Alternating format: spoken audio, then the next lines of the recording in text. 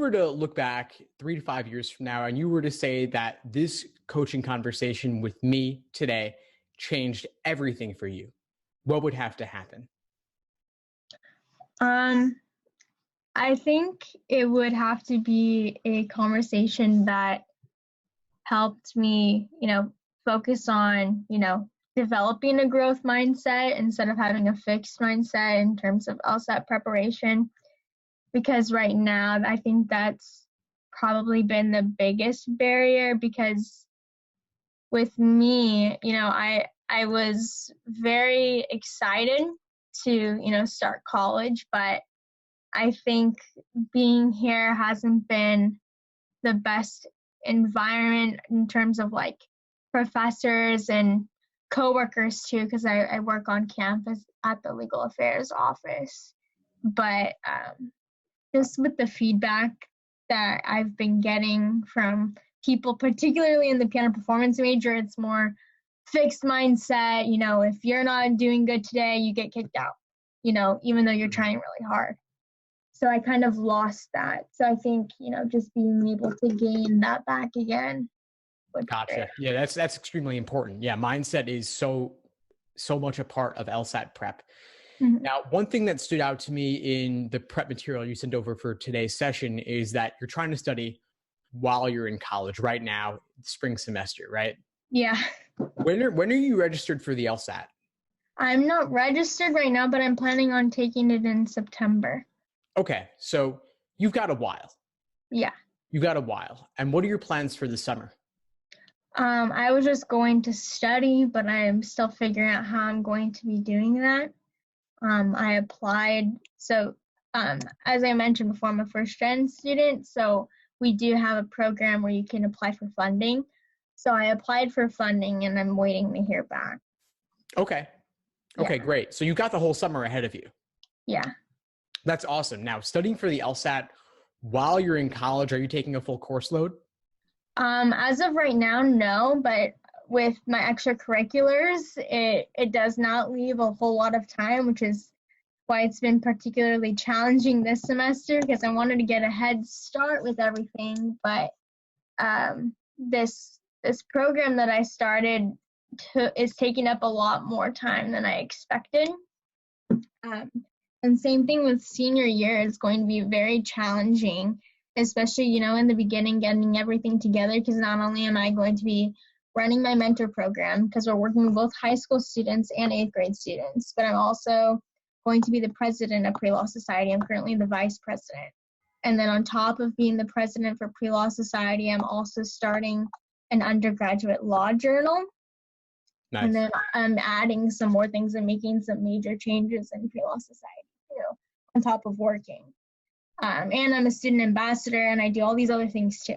But I think I'm kind of drowning. I put way too much on my plate. I don't know how to say no. Like, that's probably been my biggest challenge. Like, anytime, someone, offers me an opportunity, I have a fear of missing out, because, me being here, being a first-gen student, I want to take advantage of as many opportunities as possible. And so it's definitely had an effect on my health. But, great LinkedIn page and great resume, and I have a lot to talk about for law school applications, but it's more important to have a good LSAT score at this point. So I don't know. I think because I was trying to decide whether or not I should take that year off so I have that extra time to study and everything, but then I realized I wouldn't be able to get the funding for it if I wasn't a student at that. Mm-hmm. So, or I could just focus on the LSAT and then worry about the application parts later once I graduate. But I think the best case scenario is just to do it now, because I have this momentum and I want to keep it up. And I feel like it would look bad if I go from doing all this stuff to taking a year off and like not really doing anything, working part-time and like nothing else. I'd have to find another major thing to do. So. Gotcha. What would happen for you if you were to make the LSAT your number one or one of your top 2 or 3 priorities this summer in the lead up to the September LSAT? What would that look like? I'm very disciplined with myself, so I think that's definitely something that I'm going to be able to do. I'm not going to be working at all over the summer. So for me, that would be having, well, I already do this anyway, but I have my days planned out hour by hour. Excellent. And so that's something that I would do over the summer. With sufficient breaks, obviously, for like time to go to the gym, which I think is important and something I love to do. But also, I laugh because that one email that you sent about eating Twinkies can help you. I eat terribly, but I also feel like, me being able to change my diet around would help me a lot. In terms of like my health too. So it's kind of funny. It's kind of funny. So we've got your number one priority, which, as you know, the LSAT is the most important factor in law school admissions, right? Undergraduate law journal, pre-law society, those are all fun. They're nice to meet friends and such. But as far as law school applications are concerned, they don't really care. It's mainly numbers. It's LSAT, GPA, and everything else. There could be other side benefits to doing those sorts of activities, but the numbers are the biggest part of law school admissions in contrast to undergrad admissions and other programs. And so for you, I would say that the activities, the extracurriculars, those should actually be on your avoid at all costs list to distract you so easily. I used to love extracurriculars also. They're a lot of fun, they're social, and you're building things, you're creating things yourself, which as an undergraduate student to be like out in the world creating things is pretty cool. That's a lot of fun. Yeah. And I'm not saying you have to avoid them forever, but until you're done with the LSAT, if you are taking on roles and new opportunities and things, they're going to eat up all your time because they're a lot more fun. The LSAT, until you get the hang of it, it's difficult. It's taxing. So could you, for just this summer, make the LSAT your top priority and get it out of the way? And without like doing any other work for my other things. Could you at least block it off where, let's say, you have until June 15th or June 30th to do other things, but then July, August, and midway through September till test day, that's your focus. And I know that obviously the semester will start again, but the beginning of the semester, aside from like a little bit of a meet and greet with the other group members and such, is there that much you have to do? Could you delegate as a leader to other members of your group? I think that's something that I can do. Now, you said you're someone who blocks things off day by day, hour by hour. I love it because that's what I do too. I created LSAT schedules, day by day plans to break it down. And you're someone who's into schedules. So you might like Cal Newport's book, Deep Work, where he talks about how to get things done and avoid multitasking, avoid distractions. And so there are two ways to do that. One way is to go into kind of a monk mode where you go off by yourself for a few months, no distractions, no internet, nothing, and just focus. That's obviously not reasonable for most people or realistic. So there is an alternative where you block off chunks in your day, in your week, let's say 9 a.m. to 12 p.m. For those 3 hours, nobody can interrupt you, no internet, and you focus. And then 12:01 hits, you can reconnect with the world. But at least those 3 hours, it happens versus you suddenly get a text that there's a typo in the event flyer and then everything has to be rerouted, right? Everything has to be changed. Yeah. I think I have lost my ability to focus particularly with this semester, just with the program and everything, because I'll be doing something and I get emails 24/7. I'm always stopping, responding to emails, or even just like walking from one place to another. I'm always like taking care of things on my phone instead of just being fully focused and mindful. And so that has been very detrimental to my overall ability to focus. So I can definitely do that. I know when I practice piano, I'll put my phone on airplane mode, or else it's not going to get done.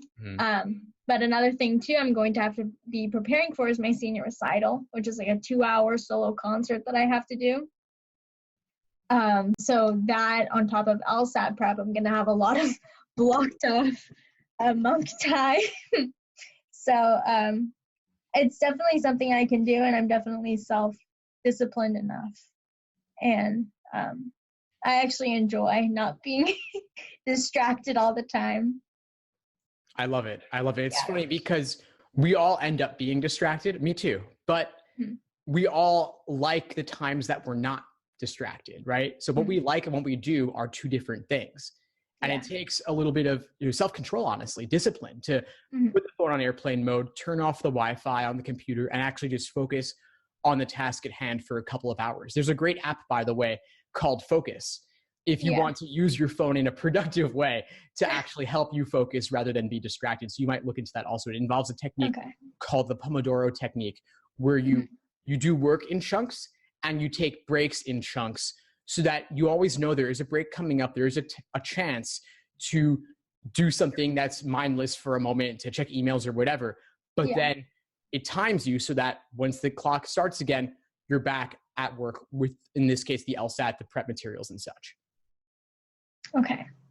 Yeah, I'll check it out. I believe you can do it, especially because you mentioned you're a scheduler. If you put it on the calendar, it'll happen. Yeah. I find the distractions come more like when I'm at work and I have a free moment. And so it's easy. I'll open a tab and I'll take care of some emails, work on some like planning stuff, and then I'll go back to doing my work. And then I'll go back to doing whatever is on my other monitor, Yeah.